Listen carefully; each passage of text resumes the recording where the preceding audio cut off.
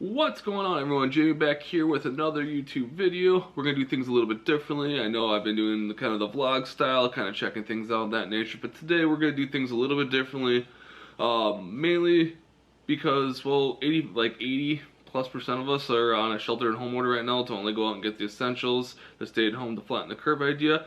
A lot of us are working at home. A lot of us maybe just aren't working, are stuck at home. And that without some sort of routine, which is what I'm going to cover, kind of what I'm doing, some practical tips for the routine, can help your everyday, even just getting your morning routine set in place. So this is going to be a little bit about morning routine, and the first thing on that is going to go ahead and be some coffee. So let's get some coffee. Alright. Coffee's done. Let's adjust this a little bit. Got our coffee. It's almost like a beer and a buddy, but we got big coffee and espresso. Coffee's done. Take a drink of this real quick before we get started. Also, by the way, gotta love this. Yeah, hustle juice. All right. Anyway, so what are some practical tips, some things that I've actually taken a lot from this. I've taken a little bit from, I've spent about 1.5 years in therapy, kind of working through things for myself to better know myself, because self-awareness is huge, but I won't go too much into that unless you guys want me to go more into that kind of stuff. Then maybe in the future we will. But I'm going to cover some things that here. Before this thing though, probably one of the bigger things I noticed myself with creating some sort of regular sleep pattern. It's very easy when you don't have to be up to kind of slide all over the place. There's some days I was going to bed at 11 at night. There's other nights I was going to bed at like 3 a.m., not p.m. And then I'd get up at all over the place. Now I'm pretty much in a 2 to 3 hour window. Somewhere usually I'd call it between like 12:30 and probably 2. So even less than a 3 hour window.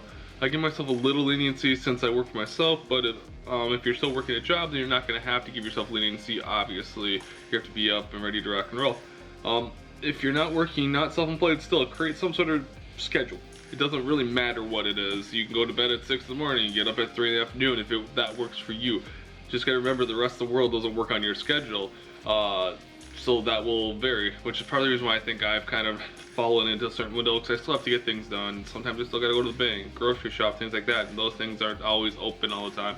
Even not during the coronavirus. During the coronavirus is even tighter. So that being said, set somewhat of a semi-regular sleep schedule. That'd be my first tip. From there, I follow a lot of things from this book.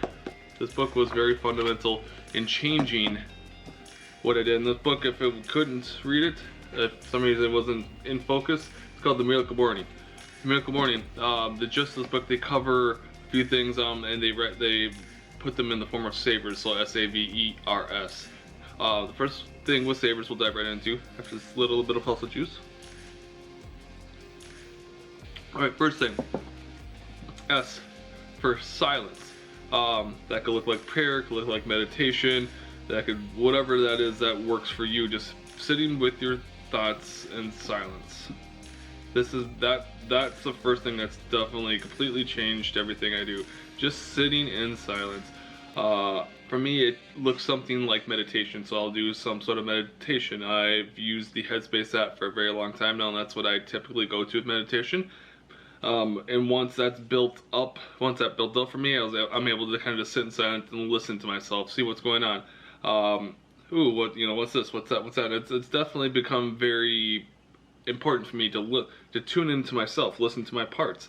Is there a business part that's going crazy? Oh, we need to do this. Is there this part that's going crazy that, oh, we haven't worked out, we need to eat better, we need to do this. Oh, like you got these different, some may sound a little crazy, but parts, almost like voices in your head that you hear, and they're different.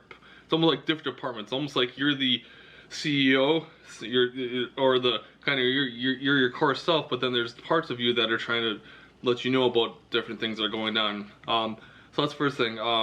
Meditation, and then eventually for me it led to tuning into different parts of me, which actually goes into more psychology, more of the therapist stuff with intermediate family systems, something of that nature. That's a whole different video if you want to hear something about that, which is It's me, and I know others a lot. Anyway, so silence. Affirmations. This is the one I probably suck at the most. Doing some sort of affirmations. He has a lot of examples in the book about that. I know a lot of people think it's weird about that. The big thing about affirmations is you still got to take action whatever you do with the affirmation. If you're like, I'm gonna have a great day today, so what actions are you going to take to have a great day? What are you doing to ensure that you have a great day? I'm going to feel good today. Okay, what things are you going to do to make sure you feel good, right? So taking action on whatever those things are. So we got S, silence. A, affirmations. V, visualization. So for me, usually I'll throw some sort of like meditation music on Spotify, and I'll go ahead and just kind of visualizing what is it that I want my day to kind of look like. Obviously we can't predict the future, but we can get an idea of, okay, cool, today I'm gonna go ahead and shoot this YouTube video. I know we're gonna get coffee. I know we're gonna talk about the Miracle Morning. We're gonna talk about all the savers. We're gonna do all that stuff. We're gonna make sure to prioritize our day. We know what my day is roughly gonna look like. All the people that you're gonna potentially interact with. How are you going to affect them in a positive way? Just basically going through that, kind of playing through your day. So usually that'll be 5, maybe 10 minutes at most. Just kind of running through, getting kind of prepared for that. So I'll do that. So visualization could be anything really, but that's just give you an idea of what I'm doing, what's working for me. With side note, after coffee, of course. Side note, what I do doesn't necessarily mean it's going to work for you. You're gonna have to try a lot of this, trial and error. Try some things. Ooh, I don't really like that silence thing. Maybe I don't really like meditation. Oh, and you might have to try all these for probably at least a week to kind of see if you settle in and if it works, if it doesn't. So anyway, so silence, affirmation, visualization, SAVE, exercise. Some sort of exercise. It doesn't have to be like full on going to the gym, doing things like that. It could be something as simple as doing, like, for me, a lot of mornings I'll pull up 5-minute yoga on YouTube, and I'll do some of that. I might do a few push-ups, air squats. I might go for a walk, which is kind of what I did in the last YouTube video, except that I did a walk in the morning, did a walk in the afternoon. So the last YouTube video was out walking around little parks, try to get out there if it's nice out. Today it's a bit rainy, so it's not really an option, but you get the idea. So some sort of exercise doesn't have to be your main routine. I mean, it could be. If you have a number of exercise routine, you could do that, but it doesn't necessarily have to be. So SAVER, so R for reading. That's where I started reading this. Reading intensely, reading very intensely. Also, if you're going to get in the habit of reading every day, read something that's relevant to something you're going to take action on. That'd be my side tip from the tip of just the R, reading. So for me, what does that look like right now? Right now I'm doing a lot of private label research. I want to build my own brand of products ultimately, and that's why I want that, and I want to transition more from online arbitrage into more wholesale. Those are two big goals of mine. So I'm doing a lot of reading. I'm trying to read 10 pages a day on things that are relative to those things right now. So I'm doing a lot of that just to kind of go through, and then I could take action on that. So the biggest thing, like, you could read this, cool, that was a cool book, something about savers, whatever, cool, we're good. Then you don't do anything with it. Then you don't remember it. Then you gotta go back through, I'm gonna read through back this. Maybe you have to read through this 3, 4, 5 times before you take any action on things. And that's just a waste of your time, right? Not necessarily waste your time, but you could be more efficient and effective with your time. So read stuff that's relative to something you're going to take action on in the near future, if not, that day, that week. So read. And then the last one, we're going to scribe a saver. So SAVERS, scribing, journaling. For me, that looks a lot like just going through and reflecting on my day, my thoughts, how was I feeling, and just trying to put that all together. So some people, maybe there's a journal topic and you just journal about that topic. For me, it's more, I like to reflect on kind of things. I like to look into the past, the present, the future. Sometimes with that, I'll have like a weekly V on from Gary Vee, and I'm going through and just kind of reflecting on things with my laptop in my bed, just kind of going through that. So it can look any which way.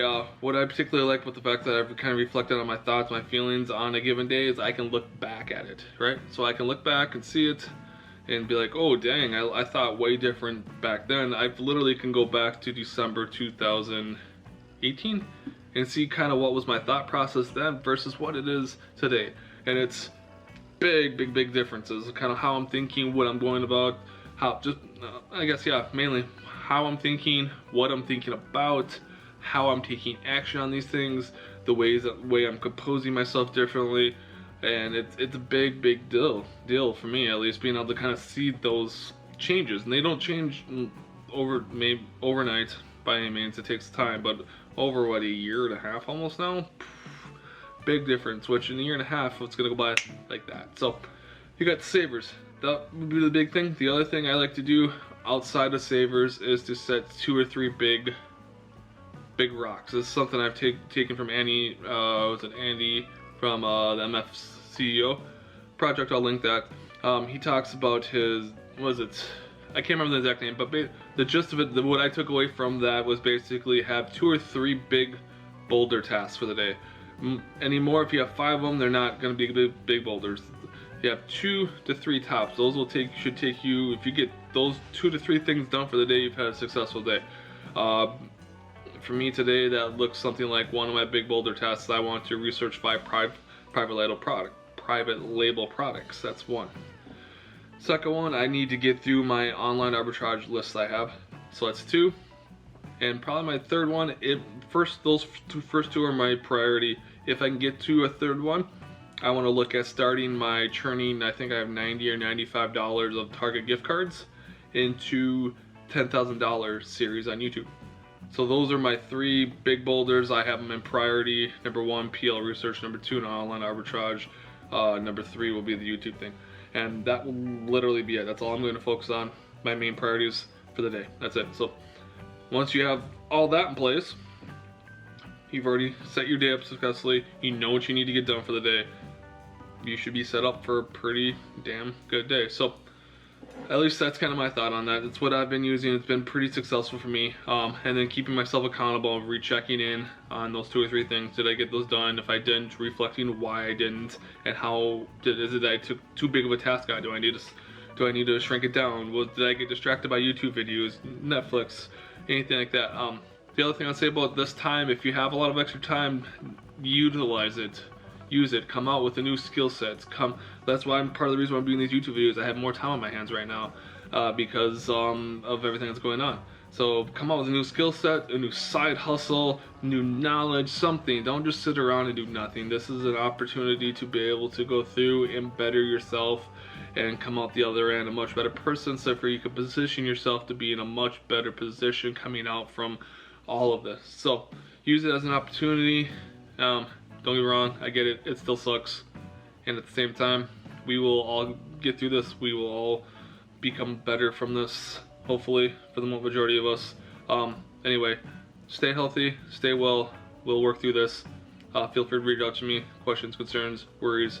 Have a lot of resources. So, anyway, to recap, savers. Well, first thing, go ahead and set a semi-regular sleep pattern. Doesn't matter what it is. Then going into savers for the miracle morning. Some sort of silence, affirmation, visualization, exercise, reading, scribing. And also set your 2 or 3 big priorities for the day. So that will be about it. So with that being said, I'm going to sign off out of here. Cheers to you. Good morning. A little special shot. And I will see you guys in the next one.